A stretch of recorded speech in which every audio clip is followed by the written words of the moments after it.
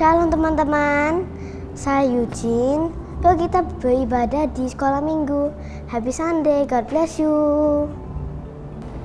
Shalom adik-adik, ayo sebelum kita mulai ibadah online, kita sama-sama mau berdoa. Kita sama-sama lipat tangan, lalu kita tutup mata. Tuhan Yesus, terima kasih sudah mengumpulkan kami semua di sini. Sebentar lagi kami akan beribadah. Tuhan pimpin jalannya ibadah kami, supaya kami bisa beribadah memuji menyembah nama Tuhan. Kami bisa memahami firman yang disampaikan. Terima kasih Bapa, terpujilah nama Tuhan Yesus. Haleluya, amin.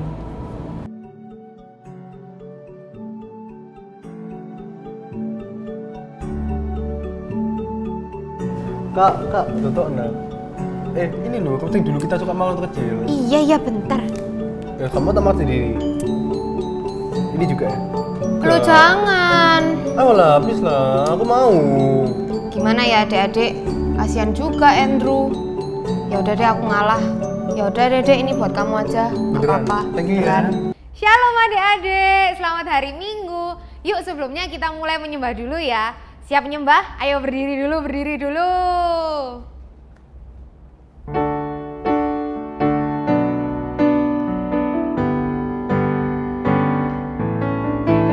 Segala puji syukur hanya bagimu Tuhan, sebab Kau yang layak dipuja.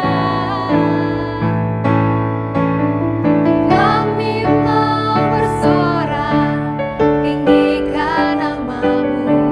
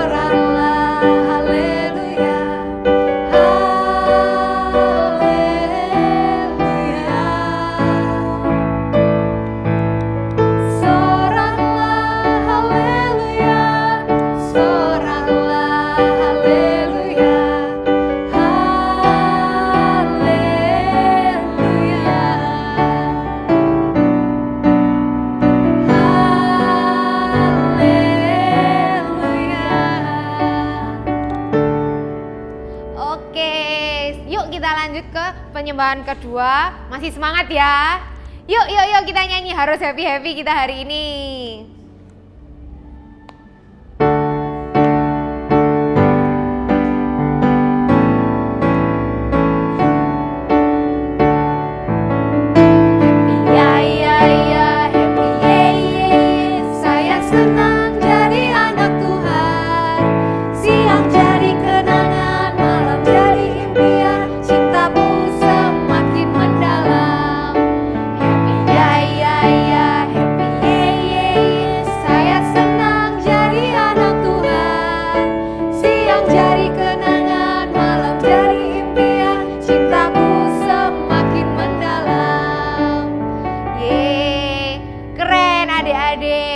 Kita sekarang mulai masuk ke penyembahan. Mari kita berdoa.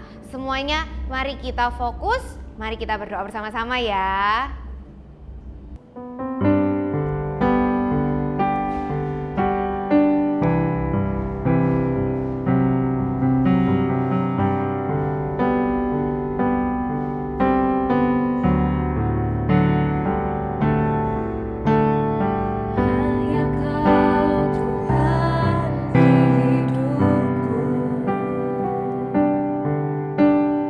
Kau berikan hidup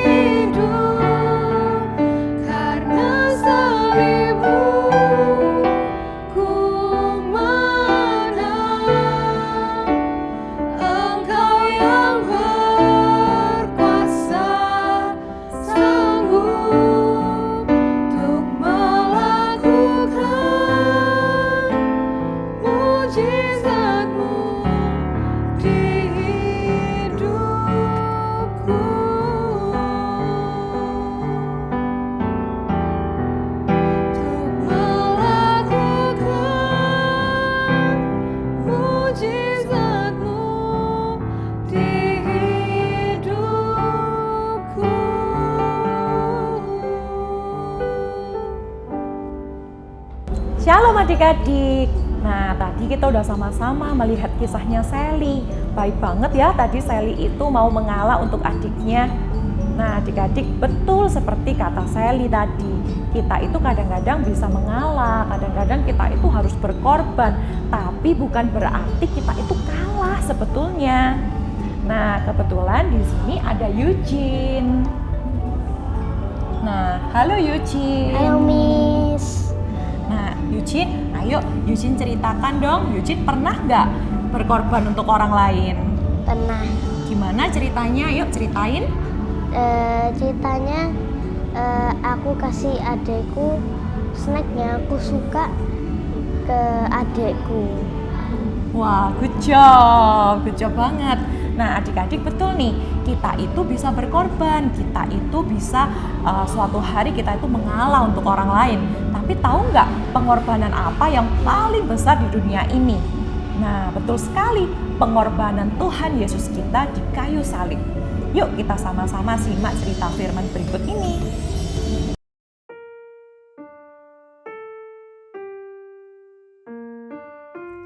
Suatu ketika, Yesus dan murid-muridnya berkumpul untuk perjamuan makan malam bersama untuk yang terakhir kali. Yesus sudah tahu bahwa hari itu adalah hari terakhir mereka semua berkumpul bersama sebelum kematiannya. Yesus banyak sekali mengatakan hal-hal yang penting, dan salah satunya adalah salah satu dari murid-murid akan mengkhianati Yesus. Yesus berkata, "Dia yang bersama-sama dengan aku mencelupkan tangannya ke dalam pinggan ini, dialah yang akan menyerahkan aku." Yudas yang hendak menyerahkan Yesus menjawab, "Bukan aku ya Rabi." Namun Yesus sudah tahu bahwa Yudaslah yang akan mengkhianatinya dan menyerahkannya. Yudas kemudian pergi dari meja perjamuan dan keluar. Ia tidak menoleh ke belakang dan terus pergi untuk melakukan perbuatan jahatnya. Semua murid memandang dengan bingung karena tidak percaya bahwa salah satu dari mereka adalah pengkhianat. Yesus mengerti bahwa sudah sebentar lagi ia akan menderita dan mati bagi dosa umat manusia. Yesus meminta murid-murid untuk mengenang kematiannya dan terus memikirkan Yesus. Ia mengambil roti, mengucap syukur, dan memecah-mecahkannya, dan membagikan roti itu kepada murid-muridnya. Kemudian, ia mengambil cawan, mengucap syukur, dan membagikannya. Yesus berkata bahwa cawan ini adalah darahnya, dan roti ini adalah tubuhnya. Salah seorang murid Yesus, yaitu Petrus, berkata bahwa ia tidak akan pernah meninggalkan Yesus. Namun, Yesus menjawabnya, "Sesungguhnya malam ini sebelum ayam berkokok, engkau telah menyangkal aku 3 kali." Sementara itu, Yudas bersama dengan para imam besar melakukan aksi jahatnya. Yudas menyerahkan Yesus dengan imbalan 30 uang perak. Tentu saja Yudas tahu ini adalah hal yang jahat dan salah untuk dilakukan. Tapi sudah tidak ada jalan kembali lagi sekarang. Ketika semakin malam, Yesus dan murid-muridnya pergi ke Taman Getsemani. Di sana, Yesus mau bersiap menjelang kematiannya. Kemudian Yesus berlutut dan menundukkan kepalanya lalu berdoa, "Ya Bapa, jikalau sekiranya mungkin, biarlah cawan ini lalu daripadaku. Tapi janganlah seperti yang kukehendaki, melainkan seperti yang Engkau kehendaki." Murid-murid sudah sangat lelah dan mengantuk. Akhirnya mereka tertidur. Ketika Yesus selesai berdoa, Yesus datang ke murid-muridnya dan melihat mereka tertidur. Yesus membangunkan mereka dan meminta mereka pun untuk berdoa. Namun murid kembali tertidur. Kemudian Yesus membangunkan mereka lagi. dan memberitahu bahwa sudah waktunya bagi Yesus untuk ditangkap. Murid-murid bingung dan tidak mengerti apa yang akan terjadi. Kemudian pasukan bersenjata datang kepada Yesus dan murid-muridnya. Yudas berjalan dan mencium Yesus pada pipinya sebagai tanda kepada pasukan itu kalau Yesuslah yang harus ditangkap. Kemudian pasukan-pasukan mulai memegangi Yesus. Petrus tidak terima. Ia tidak mau Yesus ditangkap. Ia mau melindungi Yesus. Kemudian Petrus mengambil pedangnya dan melawan, sehingga telinga salah satu hamba imam besar itu putus. Yesus menegur Petrus untuk memasukkan kembali pedangnya. Yesus tahu maksud Petrus itu baik, namun inilah yang memang harus terjadi, karena sudah menjadi rencana Allah. Yesus menyentuh telinga orang itu dan menyembuhkannya. Penjaga-penjaga yang melihat pun terkejut dan terheran-heran. Yesus kemudian berkata, "Sangkamu aku ini penyamun, maka kamu datang lengkap dengan pedang dan pentung untuk menangkap aku. Padahal tiap-tiap hari aku duduk mengajar di bait Allah, dan kamu tidak menangkap aku. Akan tetapi, semua ini terjadi supaya genap apa yang tertulis dalam kitab nabi-nabi." Murid-murid ketakutan dan lari. Namun, Petrus mengikuti Yesus dari kejauhan. Yesus dibawa dari Taman Getsemani untuk menghadap Kayafas, imam besar.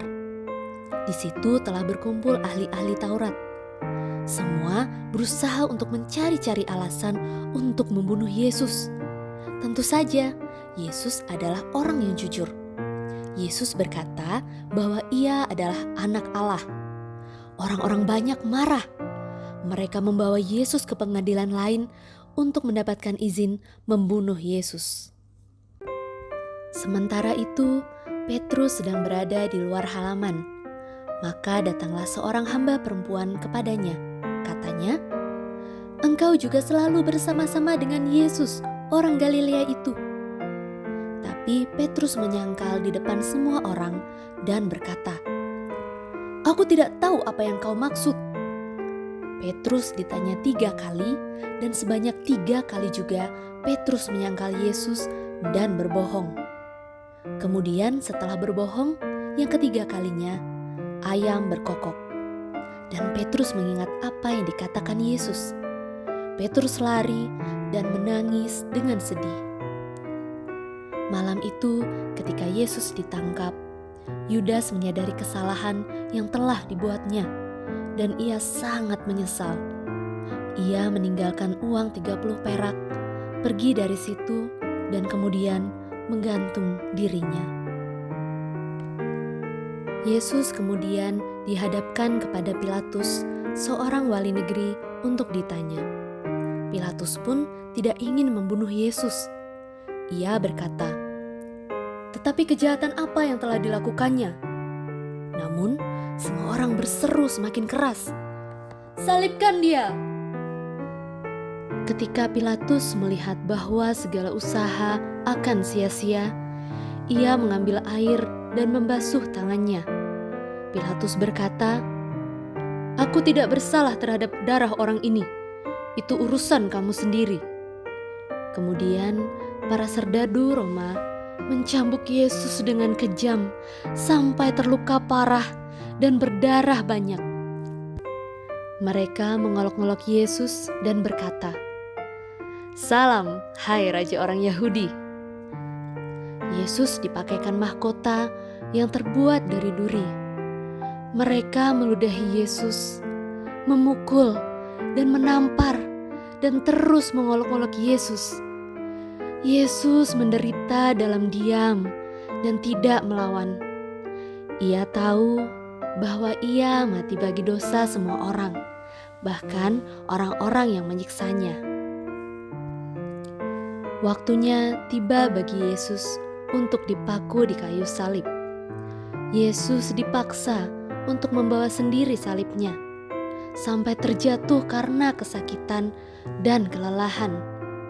Yesus begitu lemah, sehingga seorang bernama Simon dari Kirene membawakan salib Yesus sampai ke Golgota, yang artinya tempat tengkorak. Di atas bukit itu, Yesus disalibkan seperti hewan. Disalibkan agar semua orang bisa melihat. Di sebelah kanan kirinya ada 2 orang penjahat. Ini bukan tempat untuk anak Allah. Tangan dan kaki Yesus kemudian dipaku ke salibnya. Di atas salibnya tertulis, "Inilah Yesus, Raja orang Yahudi." Imam besar marah dengan tulisan di atas salib Yesus. Tapi Pilatus tidak mau melepas tulisan itu. Sebagian orang sedih dan meratap. Sebagian lagi menghina Yesus. Tapi kebanyakan orang merasa kasihan. Ibu Yesus pun ada di sana. Beberapa murid Yesus melihat dari kejauhan, takut dan sedih. Kemudian mulai dari jam 12, kegelapan meliputi daerah itu sampai jam 3. Kira-kira jam 3, berserulah Yesus dengan suara nyaring, "Eli, Eli, lama sabachthani," yang artinya, "Allahku, Allahku, mengapa engkau meninggalkan aku?" Kemudian dengan napas terakhirnya, Yesus berseru dengan suara keras, "Ya Bapa, ke dalam tangan-Mu kuserahkan nyawaku." Dan Yesus pun berhenti bernapas. Ia sudah mati. Lalu tabir bait suci terbelah 2. Terjadilah gempa bumi. Bukit-bukit batu terbelah dan kuburan-kuburan terbuka. Dan banyak orang kudus yang telah meninggal bangkit. Prajurit yang melihat menjadi takut dan menyadari, sungguh ia ini anak Allah. Menjelang malam, datanglah seorang yang kaya, orang Arimatea bernama Yusuf. Ia pergi menghadap Pilatus dan meminta mayat Yesus. Pilatus memerintahkan untuk menyerahkan kepadanya. Yusuf mengambil mayat Yesus, mengafaninya dengan kain lenan putih bersih, lalu membaringkan di dalam kuburnya. Kemudian menutup kubur itu dengan sebuah batu yang besar. Imam-imam dan orang Farisi datang kepada Pilatus karena mengingat perkataan Yesus akan bangkit pada hari yang ketiga. Mereka meminta agar kubur Yesus dijaga oleh prajurit. Namun tentu saja Yesus akan bangkit pada hari ketiga untuk mengalahkan maut dan dosa. Nah, adik-adik, siapa di sini yang mengasihi Tuhan Yesus? Nah, sama Miss juga sangat mengasihi Tuhan Yesus. Nah, kadang-kadang ketika kita melihat orang-orang yang kita kasihi merasa sedih atau berkorban demi kita, kita pun juga merasa sedih kok mereka itu berkorban segitu untuk kita ya. Nah, termasuk juga ketika kita melihat pengorbanan Tuhan Yesus yang begitu besar di kayu salib, kita bisa merasakan rasa sedih yang luar biasa. Namun, adik-adik perlu tahu bahwa Tuhan Yesus itu sudah mengerti bahwa Ia akan melakukan penebusan yang luar biasa bagi kita, menebus kita semua dari dosa dan dari maut. Nah, keselamatan yang kita terima itu adalah anugerah yang terindah, itu adalah hadiah yang terbesar, yang paling luar biasa yang kita terima di dalam kehidupan kita. Nah, ayo adik-adik, hari ini mari kita semua jadikan Tuhan Yesus satu-satunya bagi kita dan juru selamat bagi kehidupan kita semua. Amin. Ayo adik-adik, sama-sama kita berdoa ya. Terima kasih Tuhan Yesus, hari ini kami sudah belajar banyak tentang pengorbanan Tuhan Yesus yang luar biasa di kayu salib. Kami bersyukur kami punya Tuhan yang luar biasa mengasihi kami, Tuhan yang mau berkorban untuk menebus setiap dosa-dosa kami. Ya Bapa, ajari kami supaya kami semuanya boleh hidup lebih lagi menyenangkan dan memuliakan nama Tuhan. Sebentar lagi kami semua akan belajar untuk memberikan persembahan. Kami akan memberi dengan hati yang bersukacita. Terima kasih Tuhan Yesus. Di dalam nama Tuhan Yesus, adik-adik sama-sama katakan amin. Nah, adik-adik jangan kemana-mana, karena sebentar lagi kita akan mengerjakan aktivitas bersama-sama.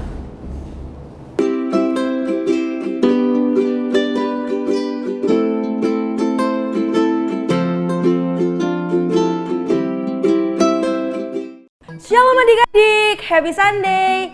Nah, siapa yang sudah mendengarkan firman Tuhan pada pagi hari ini? Nah, untuk aktivitas kali ini kita akan membuat salib. Nah, di sini kita akan menuliskan semua dosa-dosa kita atau hal-hal yang buruk yang kita udah lakukan. Nah, terus di sini ada Tuhan Yesus yang udah disalib ini.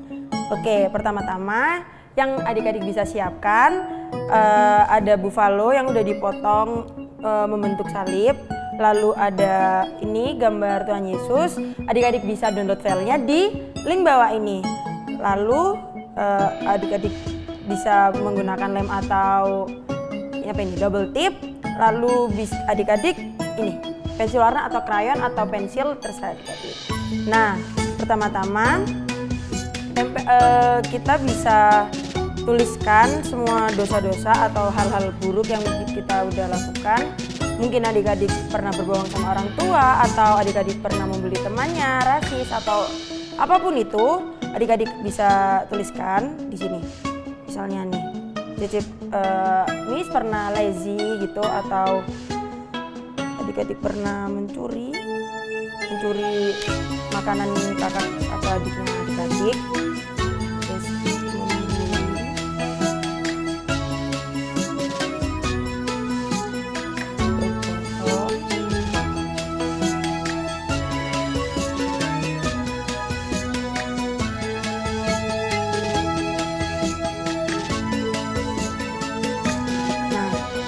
Udah adik-adik tulis, bisa langsung ditempel.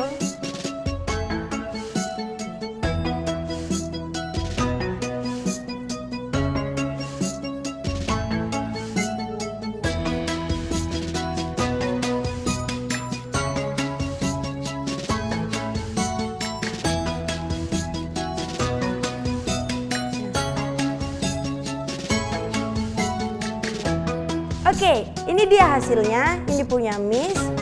Nih. Nah, see you next week adik-adik. God bless you and happy Sunday. Bye-bye. Adik-adik, sebelum kita tutup ibadah ini bersama-sama, ayo kita berdoa.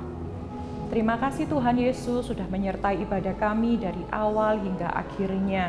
Sebentar lagi kami akan melanjutkan kegiatan kami masing-masing.